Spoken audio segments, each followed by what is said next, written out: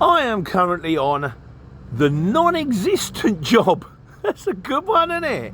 So, I've picked it up. I did, in fairness, go to pick it up last night. They said you either pick it up this morning or last night. I went in there last night. The bloke in the fork truck driver said, don't know what they've sent you in here last night. He says, you're going to be waiting 2.5 hours to get loaded. I've got 4 rigids and 4 arctics coming back in the next 3/4 of an hour that have got to be unloaded and reloaded. I went, no problem. Fortunately, it's a firm I do a lot of work for. They're close to me and they look after me, so I don't mind. I don't cry about it. So I went back to the yard. It was only 15 minutes. The fact I passed it on the way to go to them doesn't really matter. In there this morning, picked it up.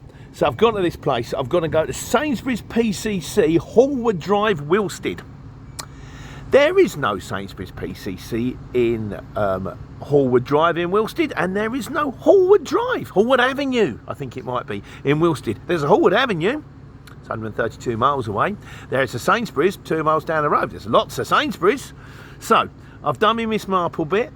I've gone on the Google and it says at one of the local warehouses, 2XL, they take it. I know 2XL, look after me too, lovely firm. Hello, Sharon. So I went round to them. No, I don't recognise it. Tried a firm next door. So I tried all the. I've gone to Arc. I've gone to this place here, Horwitz, and then PW Gates. PW Gates take this stock. I went in. He said, "Yeah, we take it." He said, "But I've got a completely different quantity and a completely different number. You're going to have to hear back." All right, okay, fine. So I've run my firm a couple of times, you know, just to go look. I'm doing everything I can here. But unfortunately, Sherlock Holmes' trick ain't working. I'm normally pretty good at this stuff. And then we're in that thing. So what do you do in this situation? What are you doing in a non-existent job? Firstly, don't panic. You know, these things happen. It's transport. Keep in contact with the shipper. Just tell them all the way along. Do your best. Don't just sit there and they go, oh, it's got to be, and you go, oh, yeah, that's opposite. At least go in and ask the questions. If you get it there, one, the shipper thinks you're a superhero, and 2, you get it off and you move on to the next job.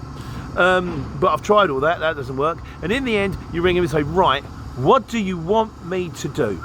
You tell me. I just want to do right by you. What do you want me to do? And she said, just park up somewhere. He says, we are waiting to hear back from the customer. Because they're stuck, they can't do anything, and you can't just drop it anywhere. You can't, oh, I left it in the middle of the street, I left it in the postcode, someone will pick it up.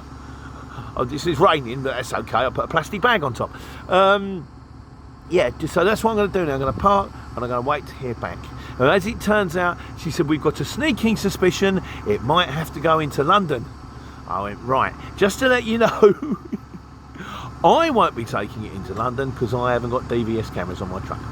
So it might go back to them, which wouldn't be the end of the world when you bear in mind I've also booked another job this afternoon, which is collection from the same road. So if it goes back to them, that'll be my day. I'll drive from them to Bedford, and then from Bedford back to Leighton Buzzard, then down the road, pick it up, and then for the Aldi shop.